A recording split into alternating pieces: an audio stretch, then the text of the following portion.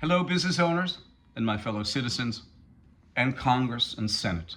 This is going to the Congress concerning an investigation on the American National Standards Institute and the American National Crediting Board. Under the guise of quality certification, they have dispensed many certifications with different registrars, probably about a total of 60 throughout the United States and the world.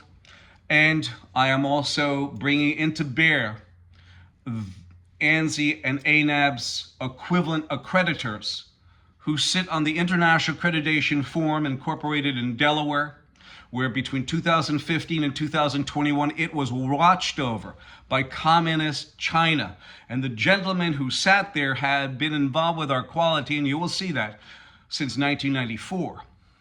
I do this as a deposition to you, Congress, but the only problem is, ladies and gentlemen, business owners, our Congress has been getting paid by Lockheed Martin, donations, political contributions.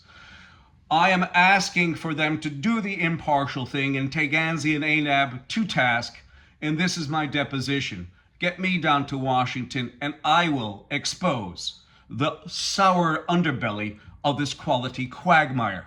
This is only a small list, but in all 50 states, Lockheed Martin gives money to just about every one of our representatives, Democrats and Republicans. I do this because my business name is Guberman. That is my family name. I would not disparage that. Integrity, honesty, and the truth. And remember this.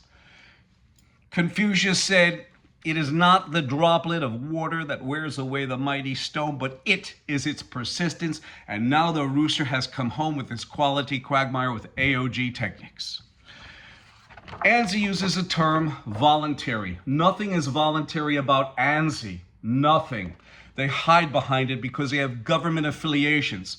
They pay, for example, last time I looked, a Gordon Gillerman from NIST, the National Institute of Standards and Technology, who sits on ANSI's board, okay, as a standard manager, director, and he's getting $120,000. At the last look, it was considered a various, but we had them change it on their 990 form because it used to be a royalty payment. A royalty payment is like you're writing a book, and sometimes it can be taxed and other times it can't. Nobody ever answered it.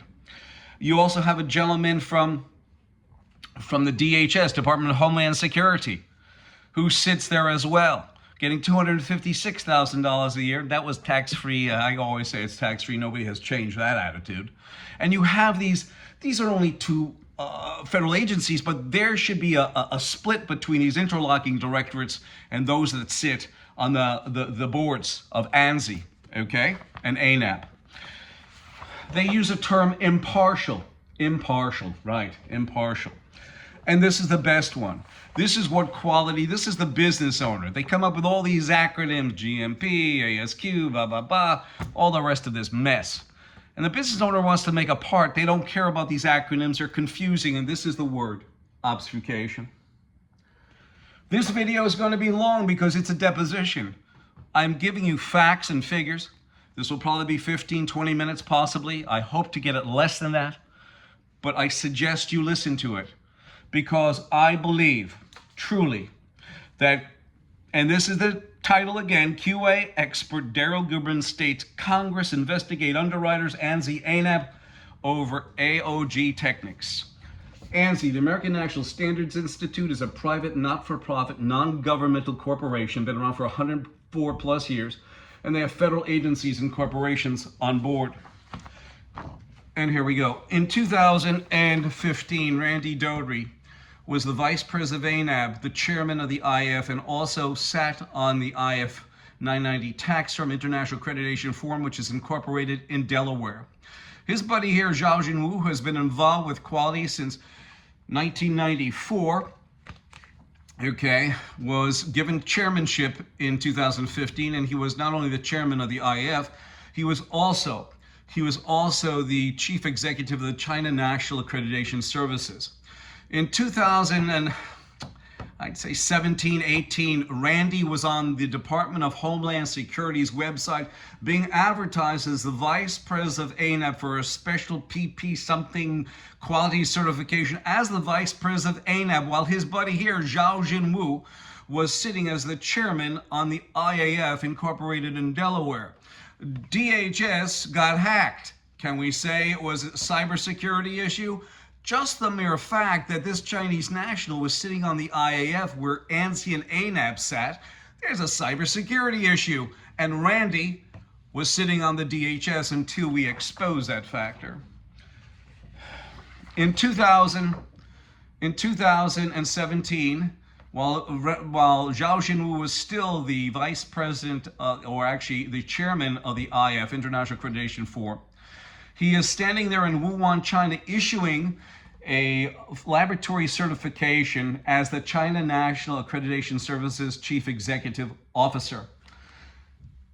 During this time in 2017, down in Texas, there was a litigation going on of a quality failure where Pamela Sale, the vice president of ASCLD Lab, which is owned by ANSI-ANAB, and ANSI-ANAB vice president, she is for laboratory, I think she still is. She stated in a deposition that from one laboratory to another, there's no protocol. There's nothing. That means, why do you issue a certificate? You have IAF, International Accreditation Forum, and ILAC, the International Laboratory Accreditation Cooperation, which are sister organizations. They're one and the same, basically. One is in Delaware, IAF, and ILAC is in Australia.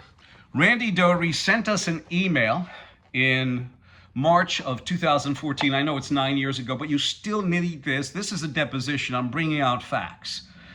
We asked him, what is ANAB's policy regarding non-ANAB accredited certificates? As an IF, MLA, or MRA signatory, we recognize certifications accredited by other IAF, MLA signatory accreditation bodies as being equivalent to ANSI-ANAB. Okay, they are equivalent, which means that if ANSI and ANAB, which you will see, are underwriters, that means any accreditation body in the sphere of the International Accreditation Forum, which is a repository for all these accreditation bodies, national and international, then they take full legal responsibility as an underwriter. We'll get to that. On ANSI-ANAB's site, and I want you to listen to this, good business owners who have one of their certifications up on your wall. Now you want to know about quality failure? It begins with the very first question that they had on their website.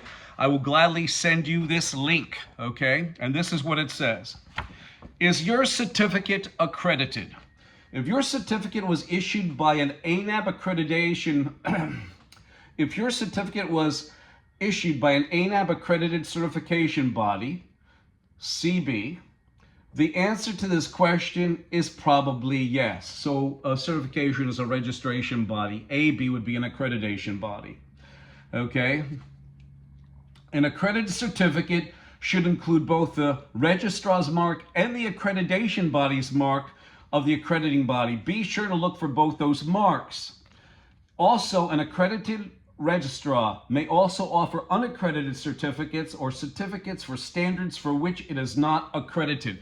The only way I can say this is that they can give you, they know how to do an operation on your hand, okay? But, you know, on your thumb, let's say, okay? They know how to do an operation on your thumb. They don't know how to do an operation on your hand, but they'll give you a certificate anyway, just for the heck of it, so that you can do the operation on the hand. The worst thing, too, is you heard this, and I want to emphatically say this to you. An accredited certificate should include both the registrar's mark and the accreditation mark of the accreditation body. Be sure to look for both those marks. When Randy was still the vice president of ANAB, the chairman of the IAF, and also on the IAF tax form 990 as the principal, he said this. Why does ANAB's website state the certificate issued by ANAB accredited certification bodies are probably accredited? And Randy said this. The answer is very simple. An accredited registrar is not required to have only accredited certificates. Just as a company voluntarily decides to be certified, so does registrars voluntarily decide to be come certified or accredited. But even if accredited, a registrar is not required to have accredited certifications only. A certificate is considered accredited only if it bears an accreditation mark. Did you hear that? A certificate is only accredited if it bears the accreditation mark. Yet on the website, which should take precedence over what he's saying, it states again, an accredited certificate should include both the registrar's mark and the accreditation mark of the accreditation body. Be sure to look for both those marks. So you have a situation where you have an accreditation body that it could be, it might be, it could be good, it might be good, it's probably yes. And this is what's in aerospace.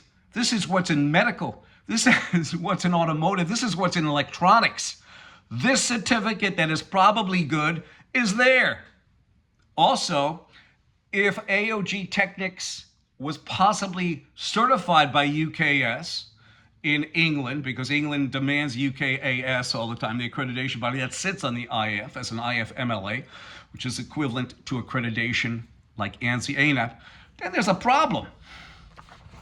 ANSI took over complete control over ANAB in 2018. Between 2015 and 21, and they still sit there, ANSI and ANAB sat on the IAF being controlled by Communist China between those years. And during those years, those federal agencies that sat on ANSI got hacked by China. It's not hacked because Zhao Jinwu is mandated by his country of origin, Communist China, to take your data through the China National Intelligence Law, Article number 7. You have 10 different registrars in China that can issue an ANAB, ANSI-ANAB accredited cert. And can you call it accredited? On their website, they said probably, yes, the certificate is probably good.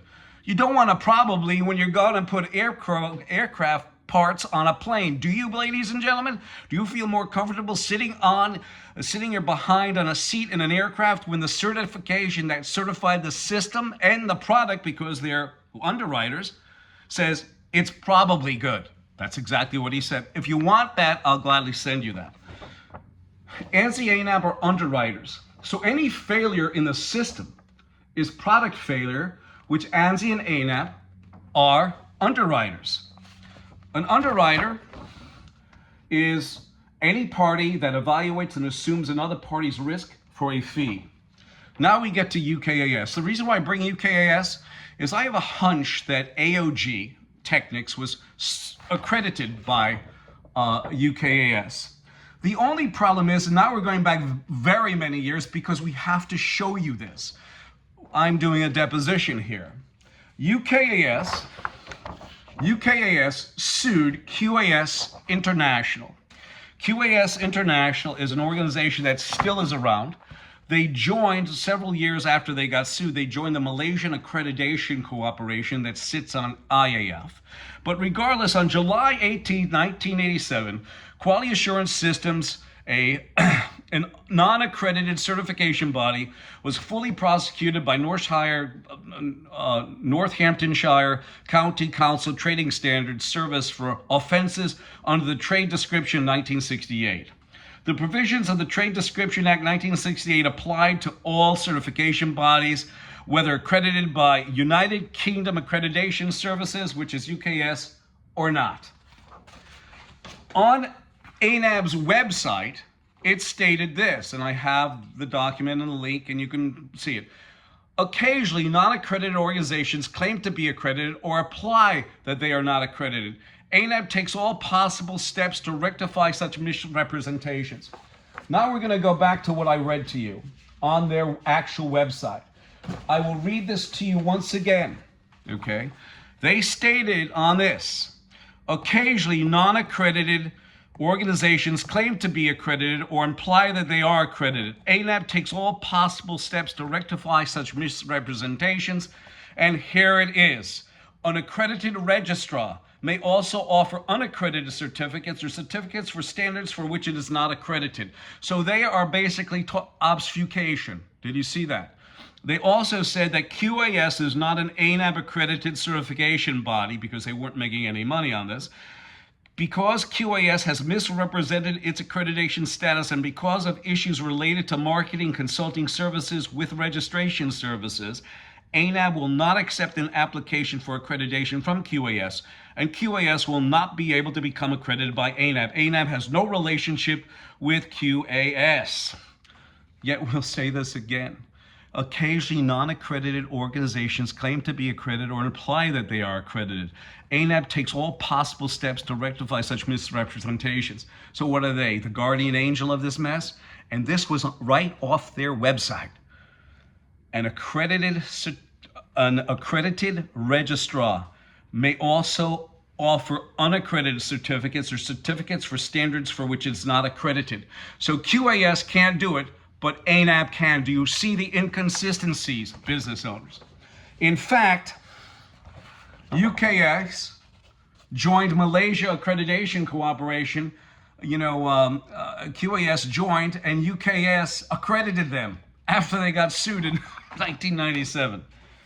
Also, with the whole Underwriters, this is actually a standard operating work order, one of many that calls out ANSI-ANAB as the underwriter for the IAF. Now we go to Boeing. Boeing's a blast. I bring Boeing out because AOG Technics, who I feel was accredited by UKAS, which is equivalent in accreditation to ANSI-ANAB. Boeing, here goes Boeing. They take all legal responsibility, ANSI-ANAB, by being underwriters for their equivalent accreditation bodies, whether it's UKAS or anyone else, Accredia, Italian. You got this. Boeing sits on ANSI's board, okay? Boeing also calls out on their supplier portal, they call out ANSI-ANAB or international equivalent. The international equivalent could be Iran and Pakistan. I'm not saying it about the people of Iran or the people of Pakistan, but remember this. After 9/11, Iran's politicians said, yes, we harbored some of the terrorists of 9/11. Pakistan said, oh, we harbored Osama bin Laden. And then you have ANSI-ANAB called out on Boeing's supplier portal because Boeing sits on ANSI-ANAB's board. They sit on ANAB's board, the director, management director, which they have input on, and they also sit on the management board that can grant, suspend, and withdraw certification. So Boeing has it all tied up. In fact, one of their representatives last time I looked was the head of the IAQG, which is the International Aerospace Quality Group, which is another consortium of bullshit. Okay, in 2002, Boeing, let me put this out. In 2002, Boeing put out a procurement specification that's to all their suppliers. Basically, it said, our preference is to deal with proven suppliers with excellent quality performance and not have to do on-site quality audits. Okay, and this is a problem because they basically stated, as a quality professional, I already know what they said. 2002, they basically said, if you're AS 9100 certified, okay, in your system, you can just send them a part, here you go, and they'll accept it. You don't have to have on-site audits anymore, none of that. Just like NADCAP for special processes that I heard was developed by Boeing many, many years ago so that they don't have to cost-cutting initiatives for the CEO. He wanted to make some more money and buy another $1,000 cigar. What do you think? Also, that was in 2002. In 2009, 7 years later, because the FDA sits over by Boeing, what else is new?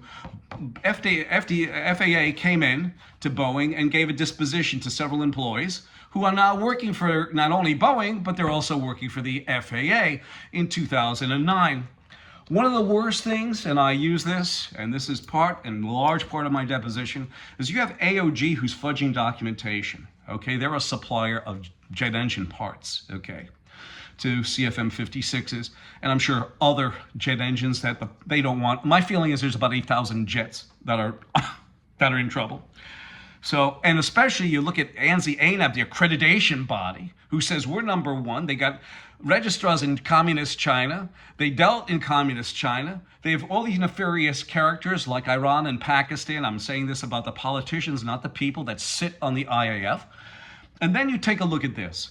The AOG got fudging documentation, right? So did Boeing. Boeing got caught fudging documentation. Isn't that a tender moment in a turbulent world? Yes, you have the original, the original manufacturer fudging documentation on their products. The engine parts that are coming in, fudged by AOG Technics. AOG Technics appears to be following their quality process, Boeing's. And look, they've got ANSI-ANAB on board on the supplier portal. You've got the FAA sitting right over by Boeing, giving them dispensation with employees being certified by the FAA. On an FAA standard operating work order, it stated this: the FAA will have final approval of auditors assigned to work this contract. Means if Joe down the road is a very difficult inspector, but they dealt with Sam who gives them 0 nonconformances, they're going to go with Joe. So they get to pick it. This is not a contract. This is not quality. This is choosing it. And by the way, as I showed you, the FAA sits on ANSI's board right over by ANAB, their accreditation body. You have the Department of Defense sitting on there. You have, of course, the FBI, who in November 2022, Christopher Wray, the director, stated that we must maintain vigilance over China, yet his organization, by the affiliation and membership of ANSI, was watched over by Communist China between 2015 and 21. He's another one with smoking a cigar and whatever. Department of Transportation, who investigates when a plane goes down, they sit right over by Boeing, right over by Lockheed. This is a good one, the Department of Justice. They sit there. Oh my God. You have the USDA. I'm bringing all of them out just to show you some of the flavor. This isn't all the federal agencies. This is a lot. You've got NIH sitting on ANSI's board. You've got the CDC sitting on ANSI's board. You've got the FDA sitting on ANSI's board.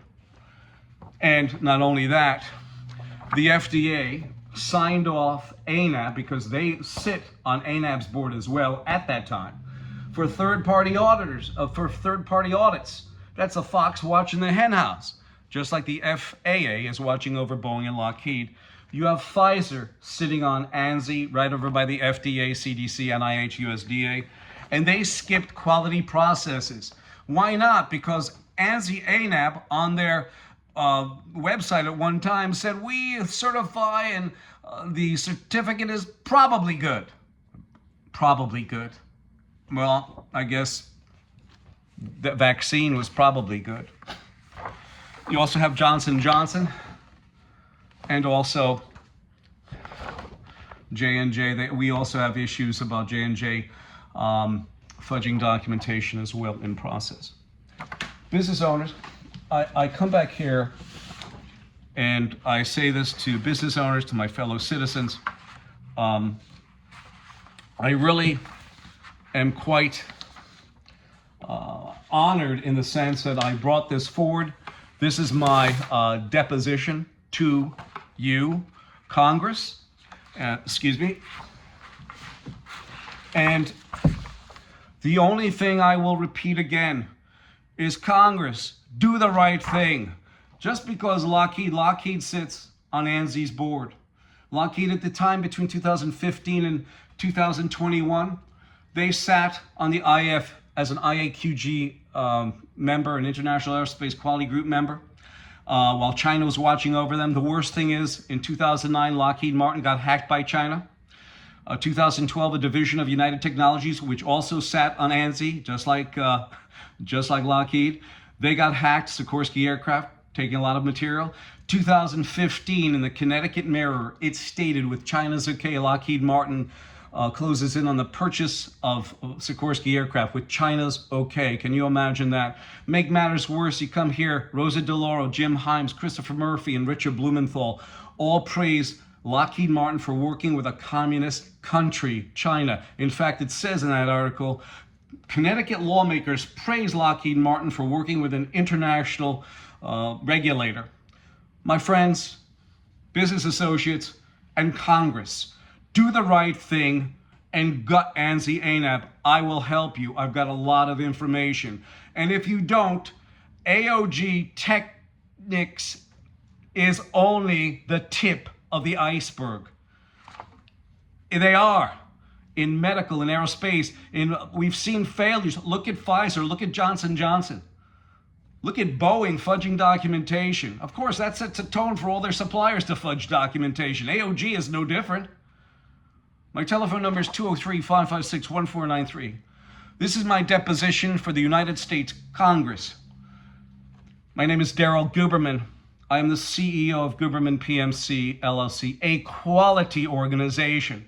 We have over 40 plus years in quality, and we want to do the right thing, not the wrong thing, as ANSI-ANAB and their cohorts, those that are equivalent in accreditation that sit on the IF. And one last thing, we were invited in 2013, actually, Dave Levy, a Region 3 director from the ASQ, and at the time, the American Society for Quality, and the American National Standards Institute owned ANAB, the American National Crediting Board, 50-50.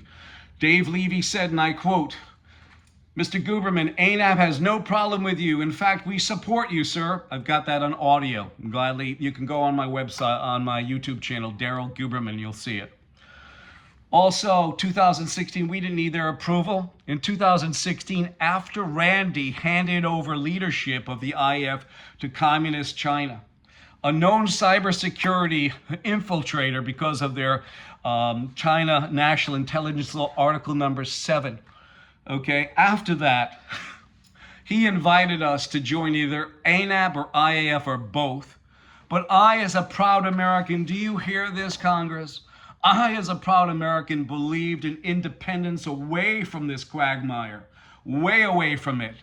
They have a lot of federal agencies that they're tied up with, ANSI-ANAB. I want you to decouple them. You have to, because if not, you think AOG Technics is bad? We're going to have more failures, more people dying.